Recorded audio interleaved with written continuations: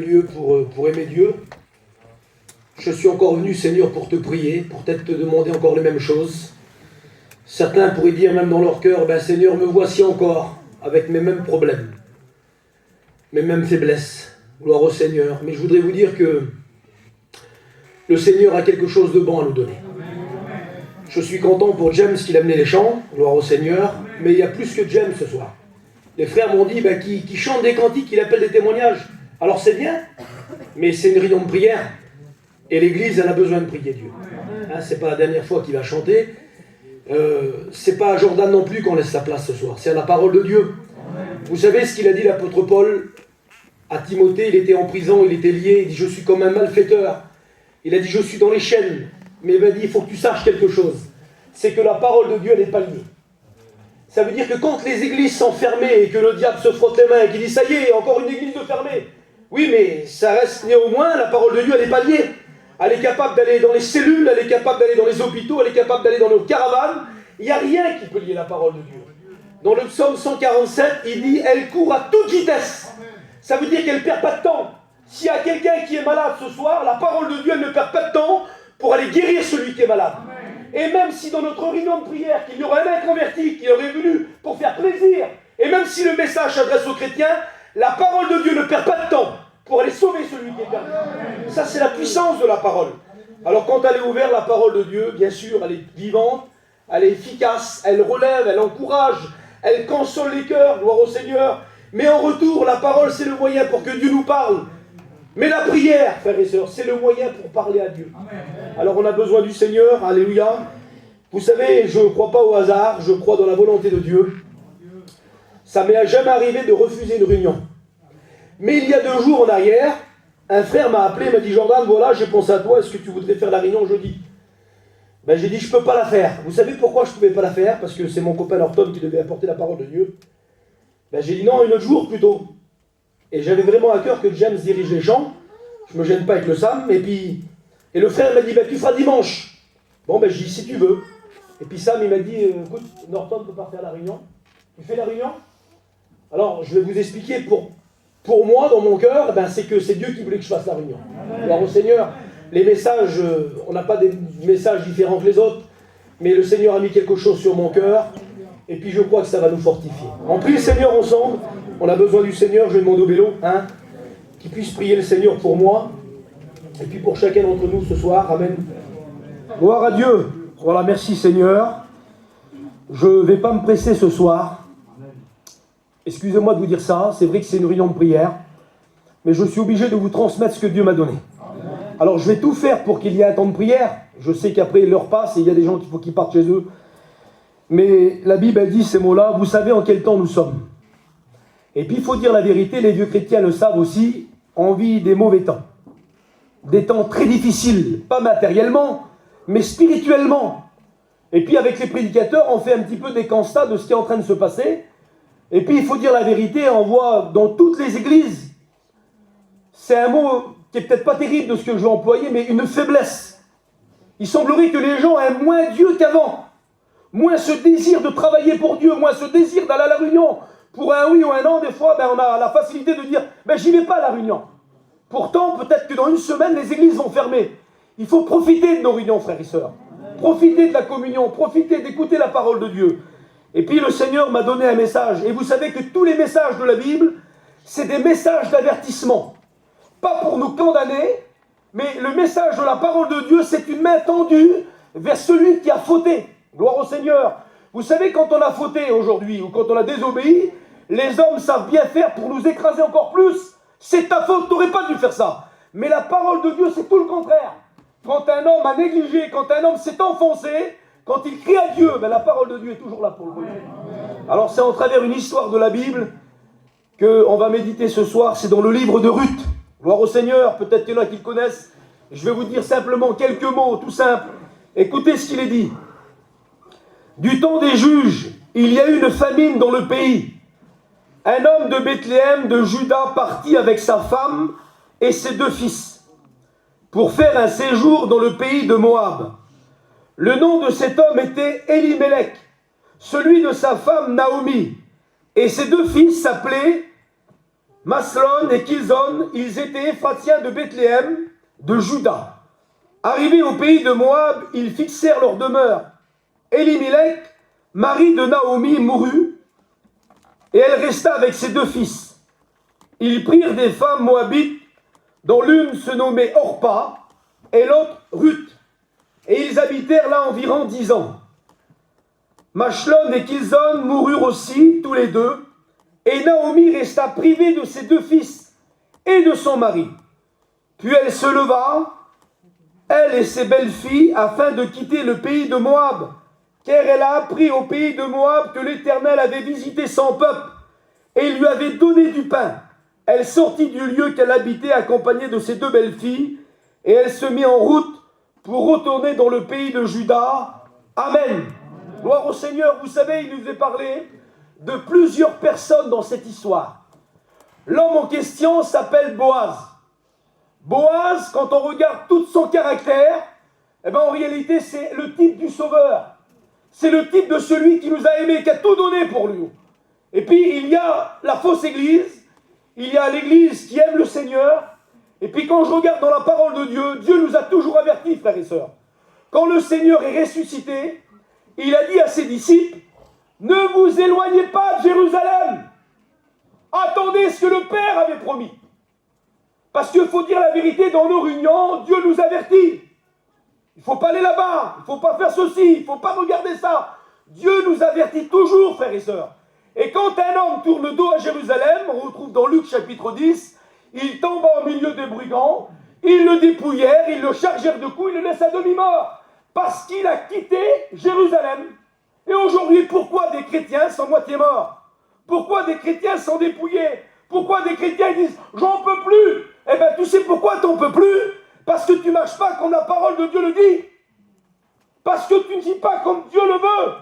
Et aujourd'hui, c'est pour ça qu'on est dépouillé des valeurs de Dieu. Et quand on regarde dans cette histoire, il y a ici un foyer. Un homme qui s'appelle Elimelech, ça veut dire « Dieu est mon roi ». Sa femme s'appelle Naomi, qui veut dire aussi la gracieuse, qui est remplie de bonté. Et la Bible a dit que pour eux, tout allait bien. Ils ont 2 fils. Et vous savez, ils habitent où? Ils habitent à Bethléem. Pour vous, ça n'a peut-être pas d'importance. Bethléem, vous savez ce que ça veut dire en hébreu? Maison du pain. Quelle beauté, Seigneur. Ça veut dire qu'à Bethléem, on manquera de rien. Et puis à Bethléem, c'est là qu'il devait justement naître notre Sauveur Jésus. C'était la ville du grand roi David. Je voudrais vous dire que Bethléem de cette époque, c'était la ville de Dieu. C'est le terrain de Dieu, c'est là où il y avait la bénédiction de Dieu. Et comme David a écrit le psaume, il dit « L'Éternel, c'est mon berger, je ne manquerai de rien ». Et je voudrais vous dire, frères et sœurs, dans notre vie chrétienne, quand on est sur le terrain de Dieu, on manque de rien. C'est le roi David qui a dit aussi ces mots-là dans l'un des psaumes. Il va dire « Je n'ai jamais vu le juste abandonné, ni mendier sans pain, de génération en génération ». Mais la Bible a dit que voilà, un vent contraire arrive à Bethléem, une famine va surgir dans le pays, et vous savez ce que c'est qu'une famine? Le ciel va se fermer, la terre ne donne plus son fruit, mais dans le pays de Dieu, quand le ciel est fermé, quand la famine arrive, vous savez ce qu'elle fait, Naomi et Elimelech? La Bible a dit qu'ils prennent leur petite valise, et puis ils vont chercher ailleurs.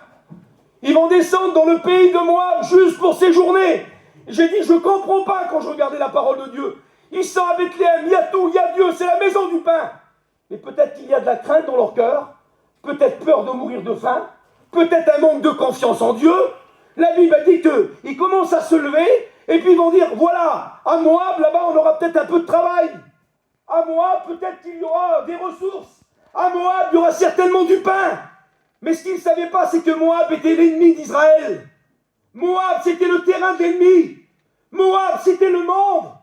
Et combien de chrétiens et chrétiennes, ils étaient dans la maison de Dieu, ils étaient sur le terrain de la volonté de Dieu. Alors parce qu'un petit problème est arrivé, peut-être un petit peu d'ennui, un peu de tristesse, un petit peu manque de visite, un petit peu moins travaillé qu'avant, alors on prend la décision, nous, on quitte le terrain de la volonté de Dieu. On quitte le terrain du chemin du Seigneur. On quitte le terrain de la bénédiction. Alors pour eux, tout va bien, on va séjourner un petit peu. On ne restera pas longtemps. On a des enfants qui grandissent. Écoute, il faut qu'ils font leurs affaires. Combien vous en avez connu, frères et sœurs, qui ne sont plus conduits par l'Esprit de Dieu, mais ils sont conduits par leur chair. Combien de gens ne sont plus conduits par la parole, mais ils sont conduits par leur famille ou conduits par leurs enfants. Alors on croit que rien va nous arriver. Mais quand ils arrivent dans le pays de Moab, la Bible dit que voyant qu'il était agréable, que c'était un beau pays, c'était plus pour séjourner. La Bible dit qu'ils vont fixer leur demeure. C'est fini Bethléem. Oh, c'était du passé. Oh, la vie de Dieu, c'était avant, La simplicité d'évangile, c'était avant ça. Là, on est à Moab, on est bien, on est installé. Tout va bien. Mais la Bible dit qu'à Moab, Naomi va tout perdre. Elle va perdre son mari. La Bible dit que ses enfants vont épouser des filles étrangères. Ils n'avaient pas le droit, c'était des juifs. Vous savez qu'il y en a qui ont tellement vécu selon leur volonté à eux, et bien en réalité qu'ils ont subi des catastrophes terribles. Combien de gens on a connu, c'est un avertissement. Oh, je vais aller là-bas pour faire mes affaires. Je vais aller là-bas pour travailler. C'est pas un mal de travailler. C'est pas un mal de faire ce qu'on veut. Mais n'oublions pas qu'on a des enfants que Dieu nous a donnés. N'oublions pas qu'on est des chrétiens. N'oublions pas qu'on est des serviteurs de Dieu. Et la Bible a dit que là, les enfants vont épouser des femmes païennes. Et puis la Bible a dit que les 2 fils vont mourir. Elle va tout perdre, Naomi. Son mari, ses terres, ses richesses, à un tel point qu'elle va témoigner. Elle va dire, j'ai de l'amertume dans l'âme. Je suis parti, j'avais les mains pleines. Voilà que j'arrive maintenant, j'ai les mains vides. Mais pourquoi, Naomi? Parce que j'ai quitté le chemin de Dieu. Parce que j'ai vécu comme moi je voulais. Parce que je marchais plus selon la parole. Eh bien, je voudrais vous le dire, frères et sœurs, quand on marche plus selon le règle de la parole, quand on se laisse conduire par notre chair, quand on quitte le chemin de la volonté de Dieu, eh bien voilà ce qui arrive. Alors tu vas dire, comment ça? On va perdre des êtres chers alors? Parce qu'on ne plie plus, parce qu'on ne va plus dans nos conventions, parce qu'on ne lit plus la Bible, parce qu'on ne va plus dans des retraites? Mais non. Mais il y a des gens qui perdent leurs enfants spirituellement. Et oui, pas toujours, mais ça arrive. Tellement ils ont voulu donner. 20 ans plus tard, bénis mon fils, c'est trop tard. Voulez rester à Bethléem. Voulez attendre ton pain. Voulez attendre le secours de Dieu. Un jour, j'ai fait une prière, la même que le Seigneur, dans le jardin de Gethsémanée. Il a dit, ô Père, je n'ai perdu aucun de ce que tu m'as donné. Savez-vous que Dieu nous a donné des enfants? Et toi, à cause que tu vis selon ta chair, aujourd'hui, tu perds ce que tu aimes le plus. Faisons attention des choix qu'on prend. Faisons attention des directions qu'on prend. Faisons attention des pays qu'on va. Faisons attention de ce qu'on regarde. Naomi a tout perdu. Et peut-être que tu es là ce soir. C'est pour ça que tu n'as plus de joie. C'est pour ça que tu n'as plus de courage. C'est pour ça que tu viens à la réunion et tu es courbé. Parce que peut-être que tu as désobéi au Seigneur. Et l'ennemi ou peut-être la chair t'a tout pris. Et tu es comme Naomi. C'est pas tes mains qui vident, c'est le cœur. On n'arrive plus à parler du Seigneur avec toi. Il n'y a plus de contact avec Dieu. Les réunions deviennent lourdes. La vie chrétienne devient lourde. Ça devient fatigant. Alors tu dis comme Naomi, j'ai de l'amertume dans l'âme. Puis quand je regarde dans la parole de Dieu, Naomi, elle est tout seule. Elle a ses 2 belles filles qui est là, Orpa et Ruth. Elle a de l'amertume, elle est dans une grande affliction, elle a les mains qui sont vides. Elle a perdu son mari à cause qu'elle est à Moab, elle a perdu ses fils. Puis je disais, Seigneur, peut-être que des chrétiens ont perdu des valeurs de Dieu. Peut-être que des chrétiens ont perdu des richesses du Seigneur. Mais regardez la grâce de Dieu, comment elle est immense. Même à Moab, il y a un messager qui vient, on ne sait pas son nom, mais il vient avec un message d'espoir. Naomi, Dieu a visité son peuple à Bethléem et il a donné du pain. Eh bien, je voudrais te le dire ce soir. Oui, Dieu visite encore son peuple. Dieu visite encore ses enfants. Même si tu n'y crois plus, même si tu n'as plus d'espoir, Dieu veut te visiter encore. Mais il veut encore te donner du pain. Mais Seigneur, pas moi. Ça fait longtemps que je suis parti. Peut-être que c'est ce que tu dis. Mais Dieu a encore du pain pour toi. Et quand elle écoute le message, Naomi, ce message d'espoir, ce message d'une seconde chance, vous savez ce qu'elle fait? Elle se lève pour quitter Moab et pour aller à Bethléem. Ah, c'était pas facile de quitter Moab, mais elle savait qu'il y avait quelque chose de bon à Bethléem. Et ce soir, est-ce que tu voudrais des bénédictions? Tu voudrais des victoires dans ton foyer? Tu voudrais voir des miracles? Aujourd'hui, un frère disait le jour, on ne voit plus de guérison. Mais oui, Tu vois plus de guérison parce que tu es trop à Moab. Tu vois plus de bénédiction parce que tu es trop à Moab. Tu vois plus le ciel s'ouvrir parce que tu es à Moab. Tu veux voir les choses changer? Tu veux voir la main de Dieu agir? Eh bien, fais comme Naomi ce soir. Lève-toi, quitte Moab et repars à Bethléem. Repars au point de départ. Repars là où tu deviens. Et la Bible a dit que lorsqu'elle se lève, elle ne parle pas, elle ne dit rien. La Bible a dit que ses deux belles filles se lèvent aussi pour la suivre. Ça veut dire que lorsqu'on prend des décisions, on décide les autres. Aujourd'hui, on veut que ça se lève dans nos familles, mais on n'est pas prêt à se lever. On veut que ça change dans nos familles, mais on n'est pas prêt à changer. Tu veux que ça change, tu veux que ça bouge? Eh bien, commence à bouger avec ton cœur. Commence à te lever, commence à changer. Tu veux que ton mari vienne au Seigneur? C'est pas la prière qui l'emmènera à Dieu. Excusez-moi les anciens, ça c'est trop facile. Si tu as un mauvais témoignage et que tu pries 1 heure par jour et que ton mari se convertirait, tu veux dire, mais qu'est-ce qui se passe? Non, c'est ton témoignage qui emmènera ton mari à Dieu. C'est ta vie chrétienne qui emmènera ton mari à Dieu. Là, tu pourras prier le Seigneur. Naomi se lève, les deux belles filles se lèvent pour la suivre. Et la Bible a dit qu'ils partent en direction de Bethléem. Et quand ils partent en direction de Bethléem, vous savez ce qu'elle leur dit? Elle va dire, mes filles, repartez vers votre famille. Repartez vers votre pays, là-bas, vous avez des vieux parents. Allez repartir là-bas. Et la Bible a dit qu'ils pleurèrent et ils commencèrent à la suivre encore. Parce que Naomi, c'était une femme de valeur. C'était la grâce, Naomi. Et la Bible a dit qu'elle va s'arrêter vers eux. Elle dit, repartez maintenant. Elle dit, de toute façon, je suis vieille. Excusez-moi des mots que j'emploie, mais j'ai plus rien pour vous. Et même si j'aurai des enfants, vous allez attendre qu'ils grandissent. Vous la connaissez, l'histoire. La Bible a dit qu'ils pleurèrent encore. Vous savez ce qu'elle fait en repas, elle? Elle pleure, elle embrasse sa belle-mère, et puis elle lui tourne le dos et elle se repart à Moab. Parce qu'il y avait sa famille, parce qu'il y avait ses dieux, parce qu'il y avait ses terrains, parce qu'il y avait son travail. Et je disais, Seigneur, il faudrait arrêter avec les repas dans nos églises, qui se lèvent à chaque réunion, qui pleurent à chaque réunion, qui demandent pardon à chaque réunion. Puis quand ils franchissent la porte, ils repartent à Moab. Ben oui, vous savez pourquoi elle est repartie au repas? Parce qu'elle aimait plus sa famille que Naomi. Vous savez pourquoi elle est repartie? Parce qu'elle aimait plus ses dieux que Naomi. Vous savez pourquoi elle est partie? Parce qu'elle aimait plus son travail que Naomi. Vous savez pourquoi les gens ne changent pas? Parce qu'ils aiment plus leurs affaires que Dieu. Oui, j'aime le Seigneur, mais on n'aime pas tous Dieu de la même façon. Hein. Ça se reconnaît un homme qui aime Dieu. Ça se reconnaît une femme qui aime Dieu. Elle est prête à se faire dépouiller. Et c'est vrai ça. Elle est prête à tout vendre. Mais elle, la Bible dit que quand elle a renvoyé sa belle-mère, elle repart. Elle n'aime pas assez Naomi. Alors elle repart. Et vous savez ce qu'elle dit Naomi à Ruth?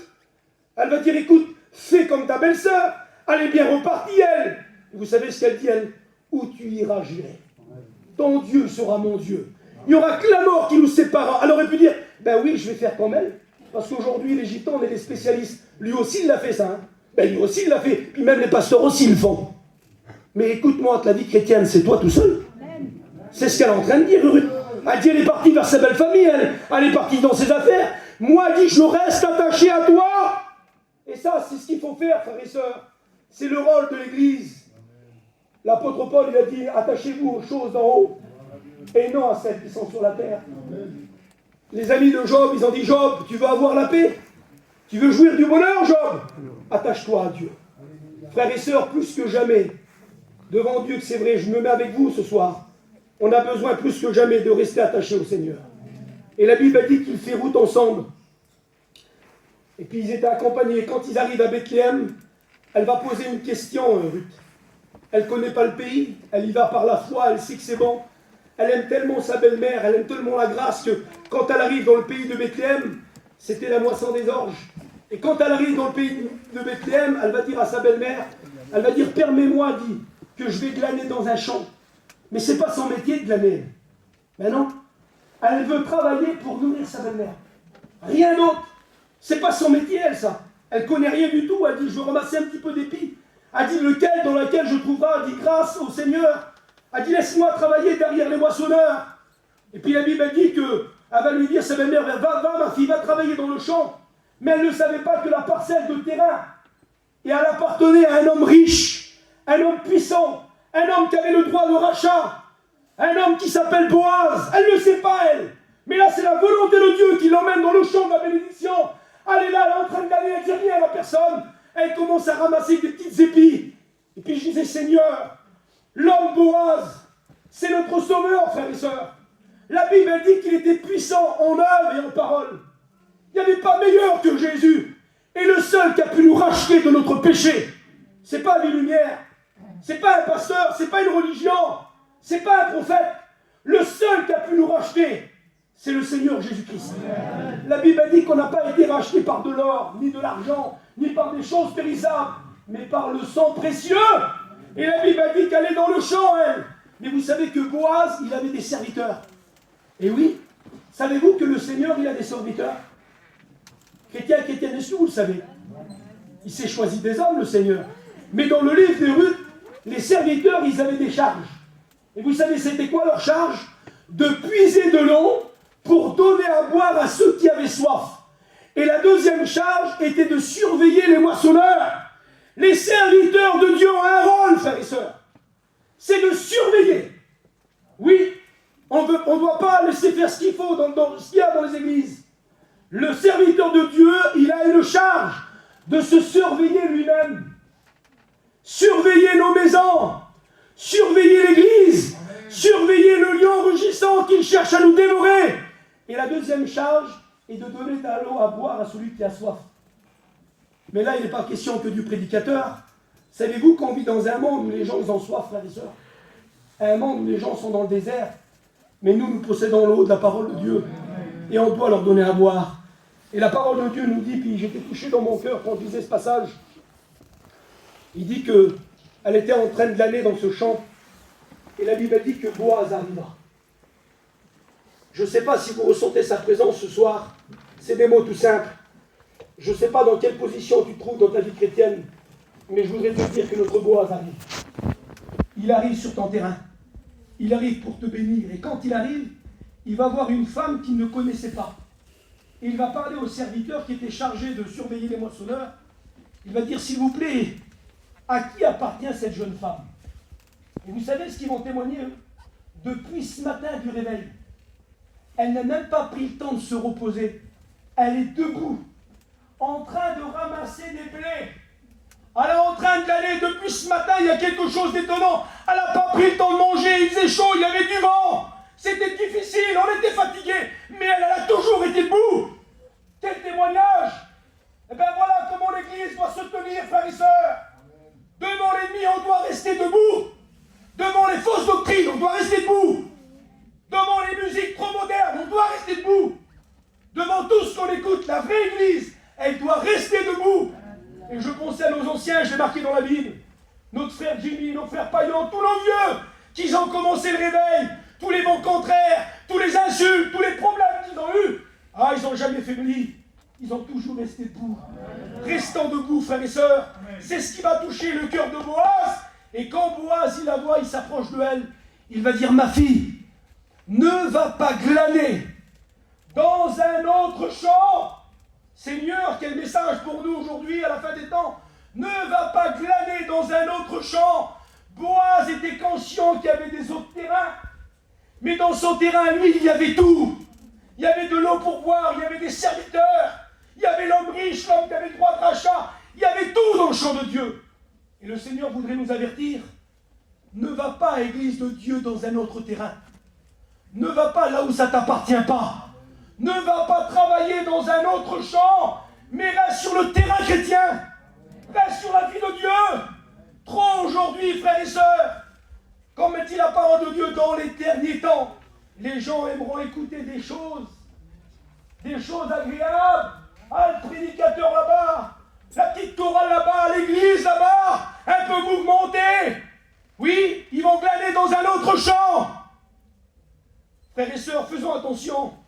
Dans la maison de Dieu, il y a tout. Dans nos programmes, il y a tout. On a des centaines d'églises, des centaines d'aumôniers, de missionnaires. On a tout dans notre mission. Mais tu crois d'aller où?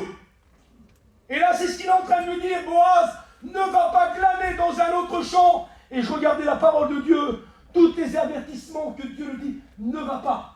Ne regarde pas. Ne touche pas. Reste ici, reste près de la croix. Regardez dans Deutéronome ce que Dieu va dire à Moïse. Ne convoite pas. Mais quoi? La maison de ton prochain. Mais il va plus loin, Dieu. Ne convoite pas la femme de ton prochain. C'est pas ta femme. Et Jésus va dire, moi je vous dis, c'est plus Moïse maintenant, c'est pas Jordan. Quiconque regarde une femme pour la convoiter a commis un adultère. Et Dieu est en train de te dire encore, ne va pas travailler dans le champ d'un autre. C'est pas ton champ. Reste dans le champ où tu es. Et puis quand on regarde dans la parole de Dieu, souvent Dieu avertit. Tu t'en livres pas demain, c'est ta débauche. Tu ne travailleras pas avec un non-croyant sur un joug étranger. Aujourd'hui, mais c'est mon fils, c'est mon frère. Tu n'as pas le droit de travailler avec ton frère. Parce que la lumière et les ténèbres ne peuvent pas se mélanger. Mais il dit rien, lui. C'est moi qui trouve les clients. Alors si tu trouves les clients, laisse-le chez lui et partage ton pain avec lui. Aujourd'hui, frères et sœurs, c'est des choses qu'on sait que Dieu est en train de nous rappeler à l'ordre. Non, tu n'as pas le droit de t'associer. Tu n'as pas le droit d'aller regarder ailleurs. Et puis c'est ce que Dieu avait dit à Adam. Il a dit, tu pourras manger de tous les arbres, mais sauf celui-ci. Par contre, le jour où tu vas en manger, le jour où tu iras glaner dans un autre champ, tu mourras. Et à cause qu'il a pris, la Bible dit qu'il a désobéi au Seigneur, et puis il a plongé la race humaine dans le péché. Faisons attention, frères et sœurs, comment nous menons notre vie chrétienne. Et puis il va lui dire quelque chose, Boaz, je passe vite. Il va dire, écoute, reste avec mes serviteurs, reste avec mes servantes, ne va pas dans un autre champ. Il dit, même si tu auras soif, tu pourras boire de l'eau. Et il dit, je leur ai même dit de ne pas porter la main sur toi. Vous voyez pas comment que Dieu prend soin de nous? Le diable voudrait bien porter la main sur nous, mais il n'a pas de pouvoir. Mais il dit, si tu restes dans le chemin de la volonté de Dieu, si vous êtes dans ma main, personne ne pourra vous ravir. Et puis la Bible a dit que quand il lui présente tout ce programme-là, elle ne peut pas faire autre chose, Ruth, que de tomber à genoux, se prosterner devant lui. Mais elle va dire, mais qu'est-ce que j'ai fait pour avoir tant de grâce que ça? Elle reconnaît que c'est une étrangère. Elle reconnaît qu'elle a à Bethléem, qu'elle n'a rien de droit, et que lui est en train de lui proposer tout. Ça, c'est la grâce de Dieu. La Bible a dit qu'on était étrangers. On n'avait pas le droit de citer. On n'avait pas le droit du ciel. Mais parce qu'il nous a aimés, frères et sœurs. Aujourd'hui, on ne peut rien faire d'autre que dire, Seigneur, je suis un misérable. Je suis un homme pécheur, j'ai encore besoin de toi. Puis vous savez ce qu'il lui dit, Boaz? Il dit, j'ai appris. Comment c'est beau, Seigneur. Tout ce que tu as fait pour ta belle-mère. Mais elle n'a rien dit, elle, Brian. Il dit, comment tu as quitté tes dieux? Comment tu as quitté ta famille? Comment tu as quitté ton pays? Alors, jamais une fois dans le livre, on l'écoute parler de ce qu'elle a fait. Le véritable témoignage, mes frères et sœurs, c'est pas moi j'ai fait. C'est ce que les gens disent de vous. Il y en a qui disent, moi je vis pour le ciel. Ben, quelqu'un qui vit pour le ciel, il ne dit pas. Ça se voit. Élie, il allait partir au ciel, on ne l'écoute pas le dire. Par contre, à chaque fois qu'il est dans le pays, on dit, tu sais qu'Élie va partir au ciel? Il ne l'a pas dit, lui. Le véritable chrétien qui vit pour le ciel, il n'a pas besoin de le dire, ça se voit. Dans son travail, dans sa façon de faire, dans sa façon d'agir. Un homme qui travaille pour Dieu, j'ai fait ceci, j'ai fait cela. Arrêtons de se vanter à nous-mêmes. La Bible a dit qu'un autre te loue, et non ta bouche. Elle ne parle pas, Ruth. C'est les gens qui ont dit ça sur elle. Et puis il va dire quelque chose. Il va dire, tu vas venir manger. Quelle beauté, Seigneur. Approche. Et que c'est beau, Seigneur. Il va dire, viens et mange du pain. Trempe-le dans le vinaigre. Et la Bible a dit qu'elle va se retrouver à la table de l'homme riche, l'homme puissant. Et puis je ne sais pas si ça fait longtemps que tu n'as pas mangé du pain. Je ne sais pas quel est le pain que tu as besoin ce soir. Si c'est le pain de la consolation, le pain de la guérison, le pain du réconfort, le pain du redressement. Mais le Seigneur est en train de te dire quelque chose dans cette réunion de prière qui va finir dans 15 minutes. Approche et viens prendre ton pain. Viens prendre ce que tu as besoin. Arrête de te tenir à l'écart. Il dit, Ruth, viens, approche. Et la Bible dit que quand elle mange du pain, elle va se rassasier. Écoutez bien comme c'est beau. Mais ce qui va rester, la Bible dit qu'elle ne va pas remplir son ventre, excusez-moi du mot, elle va en garder de reste pour sa belle-mère. Je disais que c'est beau, Seigneur. Il y en a tellement qui veulent tout manger. Que ça soit dans l'œuvre de Dieu comme dans la vie du monde. Ils veulent tout prendre. Ça, c'est pour moi et mes enfants. Puis les autres, on m'en fout. Mais le vrai chrétien n'est pas comme ça. Quand il a reçu quelque chose, il dit, je vais en garder de reste. J'ai ma belle-mère qui a besoin. J'ai Naomi qui est vieille. J'ai été rassasié, c'est bien, mais les petits épis qui me restent là, les petites graines rôties, il faut que j'y apporte. Et quand elle arrive, la Bible dit qu'elle a les poches pleines, elle a travaillé toute la journée, la Bible dit qu'elle a battu son blé. Et quand elle arrive vers sa belle-mère, je passe vite, Seigneur, c'est très beau, écoutez. Elle arrive vers sa belle-mère et vous savez ce qu'elle fait, Naomi, à la question. T'as été où, ma fille? Écoutez bien les mots maintenant. T'as été où, ma fille, aujourd'hui? Dans quel champ as-tu travaillé? Puis je me disais, une belle-mère comme ça aujourd'hui qui me posait des questions, c'est pas trop content. Hein. Mais là, à ce moment-là, elle avait le droit de lui faire. Elle avait tout quitté pour la suivre. Ça veut dire qu'elle avait le droit de lui parler et de lui donner des directions. Ça veut dire que nos enfants, frères et sœurs, on a le droit de les questionner. Tu regardes quoi sur ton téléphone? T'as été où hier? Ah mais t'as vu, elle a 25 ans, je peux plus lui dire. Si t'as le droit de faire comme Naomi. C'est pour ça qu'il y a des problèmes et des catastrophes. Parce que tu ne regardes pas assez ce qui est en train de se passer. Naomi, elle veut savoir. T'as été où aujourd'hui? T'as travaillé où? Dis-moi-le ce que t'as fait. Eh bien la vraie église, le vrai chrétien, il questionne ce qu'il y a dans sa maison. T'as été où hier? T'es rentré tard. Pourquoi tu viens plus à la réunion? Pourquoi je t'écoute plus chanter? Tu sais que tu as le droit de demander à tes enfants ça. Tu sais que tu es un père de famille. Tu sais que tu es une mère pour tes enfants. Tu as le droit de le faire. Et vous savez ce qu'elle va dire, elle? Le champ que j'ai travaillé, que c'est beau, Seigneur, il appartient à un homme puissant. Il s'appelle Boaz. Et Naomi, elle voit tout de suite le programme. Elle voit tout de suite la volonté de Dieu. Et vous savez ce qu'elle va dire? Elle va dire, c'est un parent. Et il a le droit de rachat sur toi et sur les terrains. Alors je ne rentre pas dans les détails, frères et sœurs, écoutez, je ne voudrais pas prêcher trop longtemps. Je continue encore 5 minutes. L'histoire, elle est vraiment belle. Devant Dieu, il faut la lire chez vous. Les mots me manquent, je ne peux plus regarder sur les feuilles.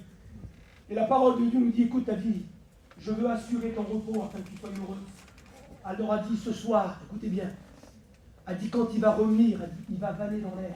Écoutez comment c'est beau, elle dit il va venir travailler, il va venir se reposer, elle dit je veux assurer ton repos et que tu sois heureuse. Naomi avait bien compris, elle, qu'il faut les Boaz pour Ruth. C'était lui qui allait assurer son repos. C'est lui qui allait donner de la joie, du bonheur. Bien sûr, c'était Dieu. Et puis je disais, Seigneur, elle ne se trompe pas de direction. Je voudrais te dire à toi qui es là ce soir, si tu manques de repos dans ton cœur, on va t'envoyer dans une direction. Et la direction qu'on voudrait t'envoyer, c'est celle du Seigneur Jésus. Il a dit, venez à moi, vous tous qui êtes fatigués et chargés, et je vous donnerai du repos. Savez-vous que les gens, pour avoir du repos, font des grands repas? Les gens qui ne sont pas heureux dans leur cœur, qui sont tristes, qui sont angoissés, ils invitent leurs amis, ils font des grands repas. Et puis quand ils peuvent, ils vont passer 15 jours dans un pays étranger sur les îles. Et puis quand ils peuvent, ils partent un mois. Après, ils vont à la neige. Et puis après, ils vont travailler. Parce qu'ils croient que le monde va soigner les blessures intérieures. Je voudrais te dire que